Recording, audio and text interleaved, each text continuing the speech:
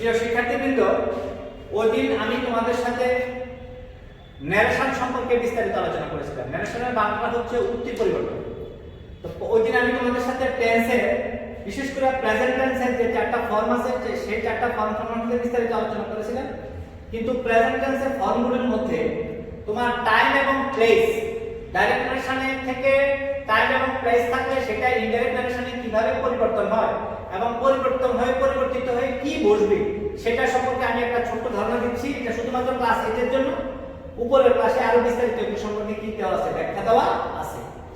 তাহলে যদি ডাইরেক্ট ন্যারেশনে কাম থাকে, ইনডাইরেক্ট ন্যারেশনে তার পরিবর্তে বসবে গো। ডাইরেক্ট ন্যারেশনে যদি হিয়ার থাকে তাহলে তার পরিবর্তে বসবে দেয়ার। এটা হলো প্লেস নাকি, এটা হলো টাইম। দেখো নাও থাকলে বসবে দেন, টুডে থাকলে হবে দ্যাট ডে, টুনাইট থাকলে that night, tomorrow the next day, last night the previous night, yesterday the previous day. তাহলে এখানে আমরা আবার একটু দেখতেছি ডাইরেক্ট ন্যারেশন থেকে ইনডাইরেক্ট ন্যারেশনে পরিবর্তন করার সময় টাইম এন্ড প্লেস অর্থাৎ স্থান, সময় এবং স্থানটা কিভাবে পরিবর্তন হয়। দেখো যদি ডাইরেক্ট ন্যারেশনে থাকে কাম, ইনডাইরেক্ট ন্যারেশনে পরিবর্তিত হয়ে সেটা বলবে গো।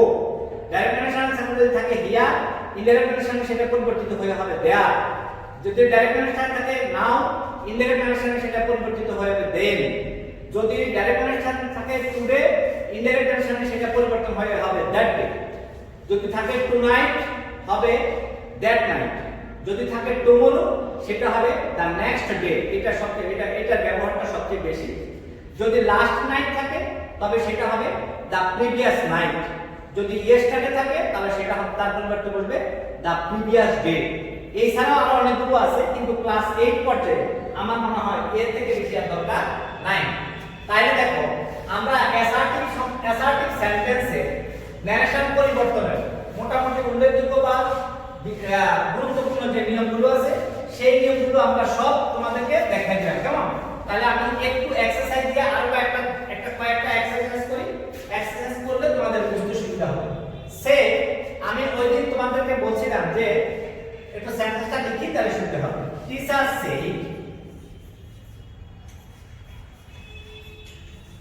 কমা ইনভার্টেড কমা শুরু, ম্যান ইজ মর্টাল। এখানে ইনভার্টেড কমার ভিতরে প্রথম যেটা হবে, আমরা একসাথে দুটো কাজে শিখে নিলাম। পাঞ্চুয়েশন, ক্যাপিটাল মার্কস আমাদের একটা চ্যাপ্টার আছে, সেই চ্যাপ্টারে এই জিনিসটা একটা প্রয়োগ আমরা শিখে নিলাম। আমরা রিপোর্টের স্পিচের ভিতরে প্রথম যে লেটারটা থাকবে সেই লেটারটা আমাদেরকে কি লিখতে হবে, ক্যাপিটাল লেটার লিখতে হবে। Teacher said man is mortal. দেখো এখানে কিন্তু পাস্ট ইনডিফিনিট টেন্সে দেওয়া আছে, কিন্তু এটা দেওয়া আছে কিসে, চিরন্তন সত্য অর্থাৎ প্রেজেন্ট ইনডিফিনিট টেন্সে দেওয়া আছে। এটা যেহেতু চিরন্তন সত্য, অতএব আমরা এটাকে কি করতে পারবো না, পরিবর্তন করতে পারবো না। তাহলে দেখো এই কমার পরিবর্তে শুধু কনজাংশন দেন করবে আর বাকিটুকু যা আছে অপরিবর্তিত থাকবে। যেহেতু এটা পাস্ট ইনডিফিনিট টেন্সে আছে, তারপর আমাদের এই ভার্বটা কি হবে না, কোনো পরিবর্তন হবে না। তাহলে এই কমাটার পরিবর্তে আমাদেরকে একটা কনজাংশন দিতে হবে। তাহলে দেখো টিচার সেড দ্যাট, এটা তখন স্মল লেটার হয়ে যাবে man is mortal. Teacher said that man is mortal. তোমাদেরকে আমি একটা তথ্য দিচ্ছি, সেটা হচ্ছে ডাইরেক্ট ন্যারেশন থেকে ইনডাইরেক্ট ন্যারেশনে পরিবর্তন হওয়ার সময়, হওয়ার পরে সেন্টেন্সটা একটা অ্যাসার্টিভ সেন্টেন্সে কি হয়, পরিবর্তিত হয়। সেটা যে সেন্টেন্সে থাকুক না কেন, ইম্পারেটিভ, এক্সক্লেমেটরি, অবজেক্টিভ, ইন্টারোগেটিভ যা কিছুই থাক না কেন, এই সেন্টেন্সটা একটা অ্যাসার্টিভ সেন্টেন্সে কি হবে, পরিবর্তিত হবে। এখন তোমরা সবাই লক্ষ্য করো, রিপোর্টেড স্পিচটা কিন্তু কোনো পরিবর্তন হয় না। কেন পরিবর্তন হয় না? কারণ ওই যে আমি ওদিন তোমাদেরকে বলছিলাম যে পাঁচটা সত্য, চিরন্তন সত্য, ঐতিহাসিক সত্য, অভ্যাসগত সত্য, বৈজ্ঞানিক সত্য, স্বয়ংক্রিয় ফলাফল, এই যে পাঁচটা শর্ত আছে, এই পাঁচটা শর্তের মধ্যে এইটা একটা। যেমন ম্যান ইজ মর্টাল, মানুষ মরণশীল, অর্থাৎ মানুষ পৃথিবীতে আসলে তাকে একটা নির্দিষ্ট আয়ুষ্কালের পরে তাকে পৃথিবী থেকে চলে যেতেই হবে। অতএব আমাদেরকে এটা চিরন্তন সত্য, আমাদেরকে মেনে নিতে হবে। এই জন্য এটা কি করা যাবে না, কোনো পরিবর্তন হয় নাই। তাহলে আমি আরেকটা এক্সারসাইজ দেখাই, তাহলে তোমাদের বুঝতে সুবিধা হবে।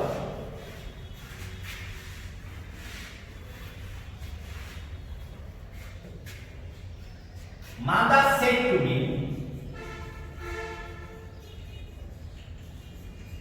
Mother said to me, honesty is the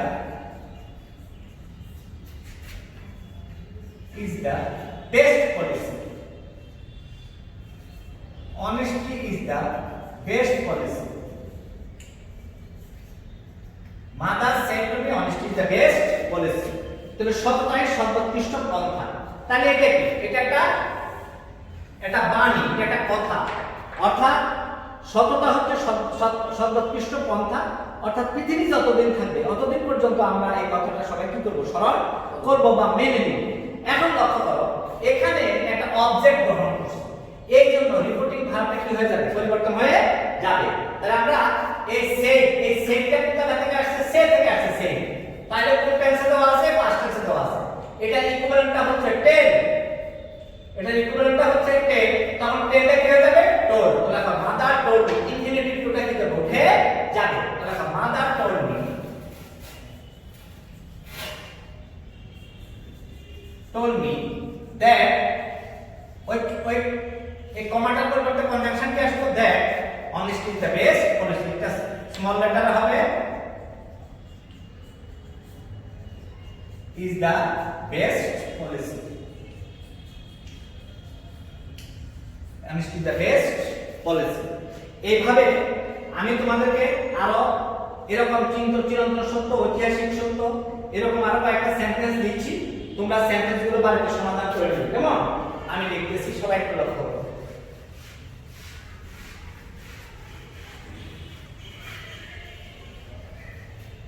সবাই দেখো,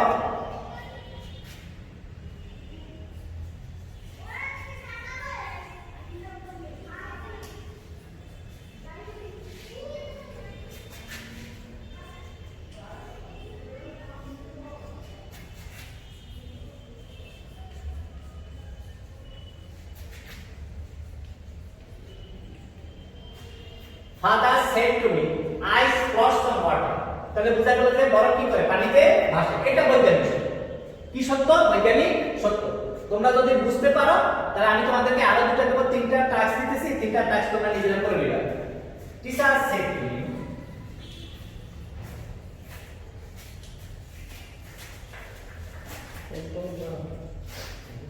teacher said to me,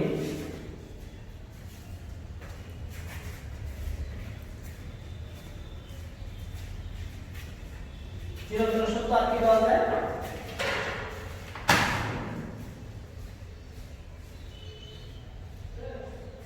The art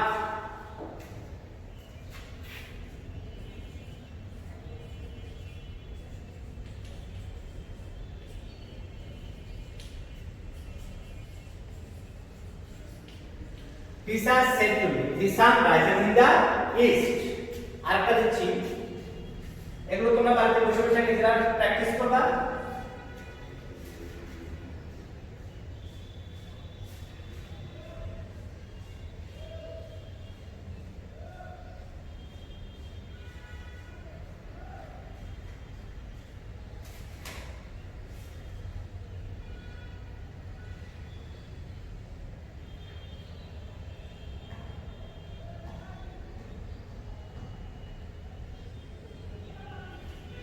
আরেকটা দেওয়া যায়, mother said to me,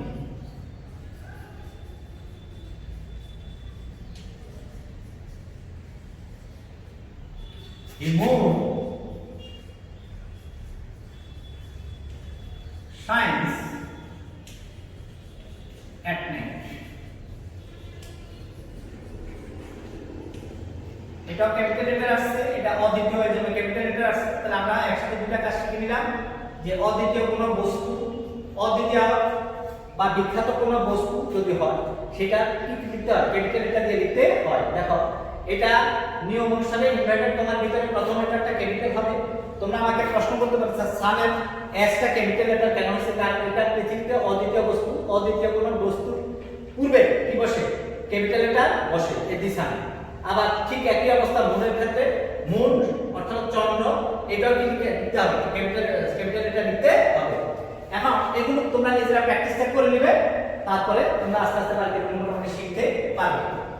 assertive সেন্টেন্সে আমাদের class 8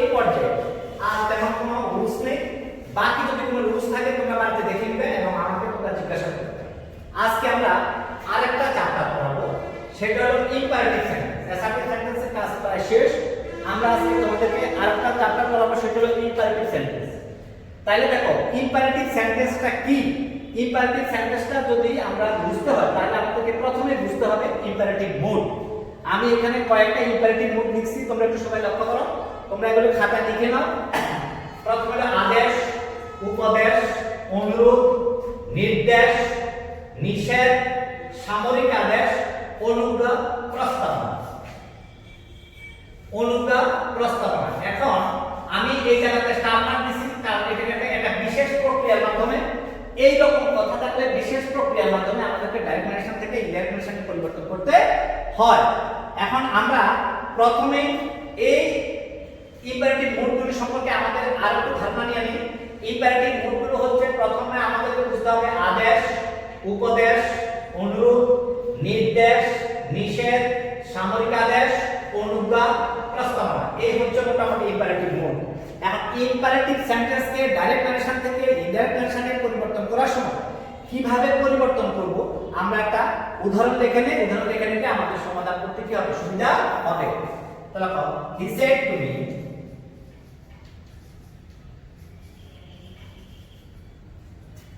give me a glass of water.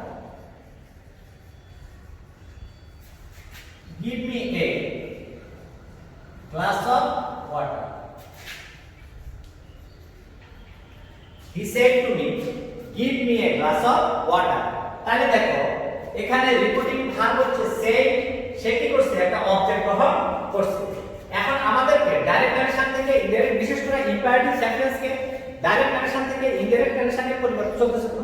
হ্যাঁ, ইম্পারেটিভ সেন্টেন্সকে ডাইরেক্ট ন্যারেশন থেকে ইনডাইরেক্ট ন্যারেশনে পরিবর্তন করার সময় সাধারণত এই কমার পরিবর্তে কনজাংশন দ্যাট বসে না। এই জিনিসটা আমাদেরকে মনে রাখতে হবে, একবারে মনে রাখতে হবে। সেটা হলো ইম্পারেটিভ সেন্টেন্সকে, কোন সেন্টেন্সকে, ইম্পারেটিভ সেন্টেন্সকে। ইম্পারেটিভ সেন্টেন্সকে ডাইরেক্ট ন্যারেশন থেকে ইনডাইরেক্ট ন্যারেশনে পরিবর্তন করার সময় এই কমার পরিবর্তে কনজাংশন দ্যাট বসে না। তাহলে দেখো এই সেন্টেন্সটা দিয়ে আমরা বুঝতে পারলাম এই ব্যক্তির কাছে give me a glass of water, এক গ্লাস পানি চেয়েছে। তাহলে কি হতে পারে, সেটা কি হতে পারে, এখানে আমরা দেখলাম অনুরোধ হতে পারে। কি হতে পারে, অনুরোধ। তাহলে দেখো এই টোলটা তখন পরিবর্তন হয়ে যাবে কি, রিকোয়েস্ট। কি হবে, রিকোয়েস্টেড। কি হবে, রিকোয়েস্টেড। তাহলে দেখো আমি একটু প্রশ্নের সমাধান করি, তাহলে তোমাদের বুঝতে সুবিধা হবে। আচ্ছা, ইম্পারেটিভ সেন্টেন্সকে ডাইরেক্ট ন্যারেশন থেকে ইনডাইরেক্ট ন্যারেশনে পরিবর্তন করার সময় রিপোর্টেড স্পিচের ভিতরে যে প্রিন্সিপাল ভার্বটা আছে, রিপোর্টেড স্পিচের ভিতরে যে প্রিন্সিপাল ভার্বটা আছে, সেই প্রিন্সিপাল ভার্বের পূর্বে ইনফিনিটিভ টু বসাতে হবে। কি বসাতে হবে, টু বসাতে হবে। আর পার্শ্বগুলো কি হবে, পরিবর্তন হয়ে যাবে। তাহলে দেখো he requested,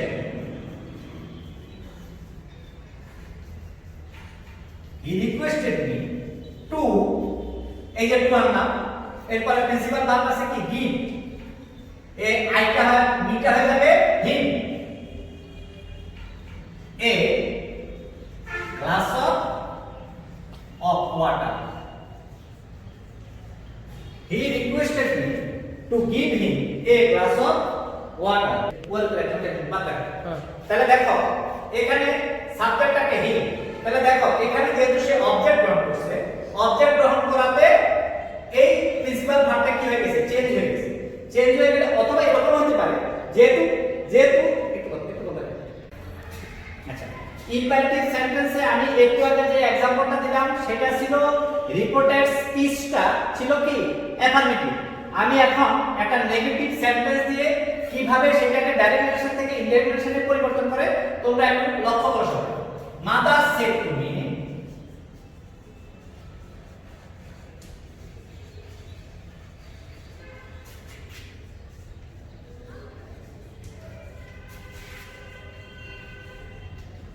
mother said to me do not অথবা ডোন্ট টেল এ লাই।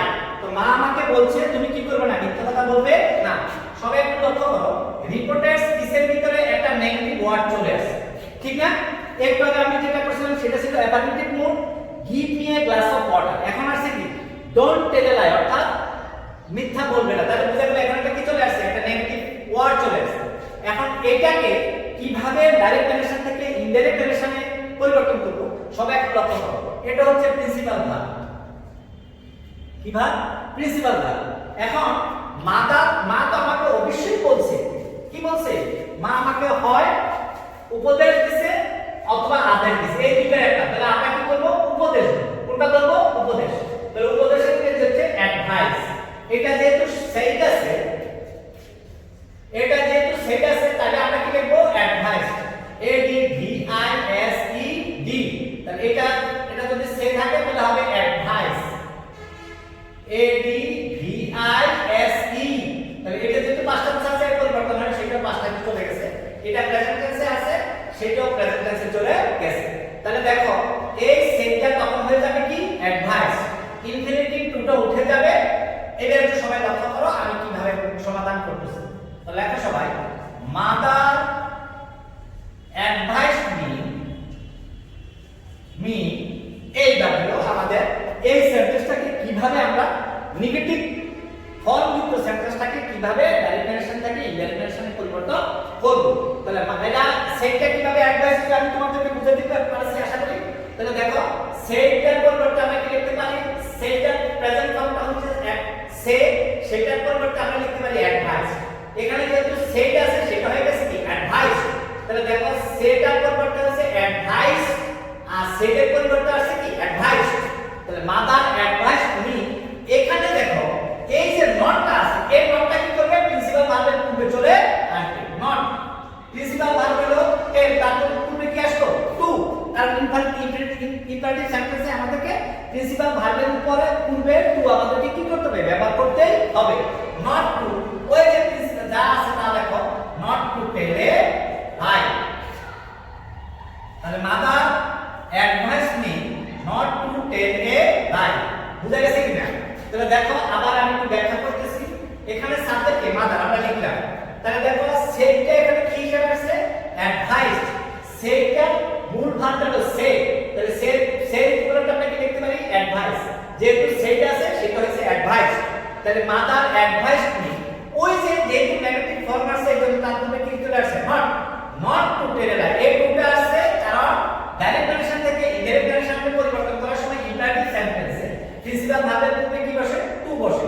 সেই টুটা আমরা এখানে বসাইলাম নট টু টেল এ লাই। অর্থাৎ বাংলাটা হচ্ছে এরকম, মাদার অ্যাডভাইস মি, মা আমাকে উপদেশ দিয়েছিলেন মিথ্যা না বলার জন্য। মা আমাকে উপদেশ দিয়েছিলেন। এবার দেখো ইম্পারেটিভ মুডগুলো কিভাবে পরিবর্তন হচ্ছে তোমরা অবশ্যই বুঝতে পারতেছো, কেমন? আচ্ছা এবার দেখো আমি অন্য একটা ইম্পারেটিভ সেন্টেন্স, ইম্পারেটিভ মুড ব্যবহার করে সেন্টেন্সটাকে ডাইরেক্ট নারেশন থেকে ইনডাইরেক্ট নারেশনে পরিবর্তন করছি, কেমন? সবাই একটু লক্ষ্য করো। এখন আমি নিয়ে আসবো কি? নির্দেশ।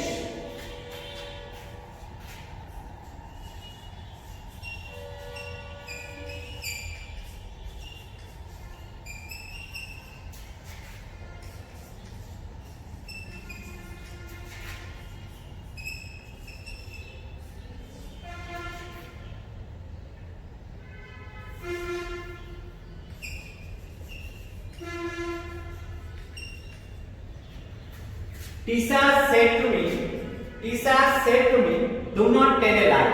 তাহলে আমরা দেখো একটু আগে মা আমাকে কি দিয়েছেন? উপদেশ। এখন আমি কি করব?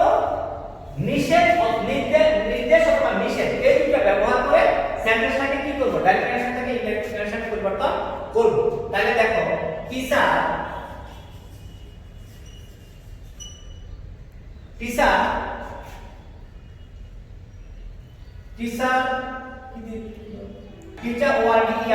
অর্ডার মি, এটা নির্দেশ দিয়ে করলাম। Teacher order me not to, সেটা একই অবস্থা, কারণ যেহেতু নেগেটিভ ফর্ম আছে এই নটটা এখানে চলে আসছে। Principal verb to not to tell a lie. আমরা কি বুঝতে পারছি? টিচার অর্ডার মি এখানে আদেশ দিয়ে করলাম সেটাকে। Teacher order me not to tell a lie. এখন সামরিক আদেশ দিয়ে আমি একটা সেন্টেন্স কি করব? পরিবর্তন করে তোমাদেরকে দেখাচ্ছি, কেমন? আদেশ দিয়ে আমি একটা করব। The commander said to the soldiers fire on. এখানে সাবজেক্ট হচ্ছে the commander said to the soldiers, কাদের উদ্দেশ্যে বলছে? সৈনিকদের উদ্দেশ্যে বলছে কি করো, ফায়ার অন, অর্থাৎ কি করো, গুলি শুরু করো বা গুলি আরম্ভ করো। তাহলে দেখো এখানে সাবজেক্টকে দি কমান্ডার, এখানে আমি কি করব, সামরিক আদেশ এটাকে কি করব এখানে কাজে লাগাবো। তাহলে দেখো দি commander commanded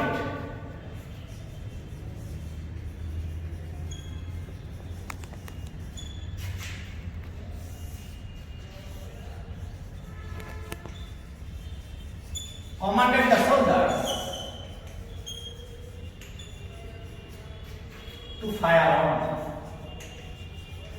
to fire on। আবার আমি ব্যাখ্যা করতেছি, এখানে সাবজেক্ট হচ্ছে কমান্ডার, দি কমান্ডার কমান্ডেড, এটা কি আসলো, সামরিক আদেশ, কি আসলো, সামরিক আদেশ, এটা হলো সামরিক আদেশ। তাহলে the commander commanded the soldiers, কাদের উদ্দেশ্যে বলছে, সৈনিকদের উদ্দেশ্যে। The commander commanded the soldiers to fire, ওই যে প্রিন্সিপাল ফার্স্ট হচ্ছে ফায়ার, তারপরে টু আসছে, টু ফায়ার অন। তাহলে সামরিক কর্মকর্তা সৈনিকদেরকে বলেছিল কি করো, গুলি করা শুরু করো বা এগিয়ে যাও, গুলি করো। আচ্ছা, এখন আমি ইম্পারেটিভ সেন্টেন্সে সবচেয়ে জটিল যে বিষয়টা আমরা একটা জিনিস লক্ষ্য করলাম, ইম্পারেটিভ সেন্টেন্সে এই কমাটার পরিবর্তে কনজাংশন হিসেবে কোথাও কিন্তু দ্যাট বসে নাই। এখন আমি ইম্পারেটিভ সেন্টেন্সের এই কমার পরিবর্তে কনজাংশনটা কোথায় বলবো সেটা একটু আমি তোমাদেরকে দেখিয়ে দিচ্ছি। তো দেখো ইম্পারেটিভ সেন্টেন্সকে ডাইরেক্ট রিলেশন থেকে ইনডাইরেক্ট রিলেশনে পরিবর্তন করার সময় সাধারণত এই কমার পরিবর্তে দ্যাট বসাবে, কিন্তু এই ক্ষেত্রে আমাদেরকে কি করতে হবে, দ্যাট বসাতে হবে। কারণ এই লেফট এটা দ্বারা কি বোঝানো হয়েছে, প্রস্তাবনা, কি বোঝানো হয়েছে, প্রস্তাবনা। অতএব কোন রিপোর্টেড স্পিচের ভিতরে যদি প্রস্তাবনা নির্দেশ করে সেই ক্ষেত্রে আমাদেরকে কমার পরিবর্তে কি বসাতে হবে, দ্যাট বসাতে হবে। আমি আবার বলতেছি, ইম্পারেটিভ সেন্টেন্সকে ডাইরেক্ট রিলেশন থেকে ইনডাইরেক্ট রিলেশনে পরিবর্তন করার সময় সাধারণত কমার পরিবর্তে কনজাংশন দ্যাট বসে না, কিন্তু এই ক্ষেত্রে কি বসবে, কনজাংশন দ্যাট বসবে। কখন, যখন এই সেন্টেন্সটা দ্বারা কি বোঝানো হয়, প্রস্তাবনা বোঝানো হয়। আমি সেন্টেন্সটা সমাধান করে দেই, তাহলে তোমাদের বুঝতে কি হবে, সুবিধা হবে। তাহলে দেখো এই প্রস্তাবনা কাছে কি, প্রপোজ, প্রপোজ, এটা যেহেতু পাস্ট টেন্সে আছে সেটা কি হয়ে যাবে, ইংলিশ যুক্ত হবে। তাহলে প্রপোজ, লেখো হি proposed me, proposed me that, এই যে কনজাংশন দিলাম দ্যাট, এখানে দেখো লক্ষ্য করো, আস, আস হচ্ছে আমরা, আমরা, এটা কিসে আছে, প্লুরাল আছে, কিসে আছে, প্লুরাল আছে। এখানে আমাদেরকে একটা প্লুরাল আনতে হবে। দ্যাট, দে, আমাদেরকে সূত্র অনুসারে আমাদেরকে বসাতে হবে শুড, উড, মাইট, এই তিনটা যে কোনো একটা মডাল ভার্ব আমাদেরকে কি করতে হবে, বসাতে হবে। তাহলে he proposed me that they should go out for a walk, for a walk. He proposed me that they should go out for a walk. এভাবে আমরা আমি আবার একটু ব্যাখ্যা করতেছি, তোমরা সবাই একটু মনোযোগ দিয়ে শোনো। ইম্পারেটিভ সেন্টেন্সে এই কমার পরিবর্তে সাধারণত কনজাংশন দ্যাট বসে না, কিন্তু যদি রিপোর্টেড স্পিচের ভিতরে লেট অর্থাৎ প্রস্তাবনা নির্দেশ করে তাহলে এই লেটের পরিবর্তে থাকলে তাহলে এই কমার পরিবর্তে কনজাংশন দ্যাট আমাদেরকে কি করতে হবে, ব্যবহার করতে হবে। এখন স্বাভাবিকভাবে তোমাদের মনে প্রশ্ন থাকতে পারে যে স্যার এখানে আসটা আনসার কোন জায়গা থেকে, কারণ এটা কি ফার্স্ট পারসন এবং সেটা কি হিসেবে দেওয়া আছে, প্লুরাল নাম্বার দেওয়া আছে। এই ফার্স্ট পারসন যদি সিঙ্গুলার হয় তাহলে এটা কি, যেহেতু প্লুরালে দেওয়া আছে তার মানে করতে পারছে দে। আর এই যে শুড, শুড, উড, মাইট, এই তিনটা মডাল ভার্বের যে কোনো একটা মডাল ভার্ব আমাদেরকে ব্যবহার করতে হবে, বাকিটা সূত্রটা কি আছে, অপরিবর্তিত আছে। সবাইকে ধন্যবাদ। আগামী দিন আমি তোমাদেরকে ইন্টারপ্রেটিভ সেন্টেন্সের উপরে পরিবর্তনটা দেখাবো। সবাই ভালো থাকো।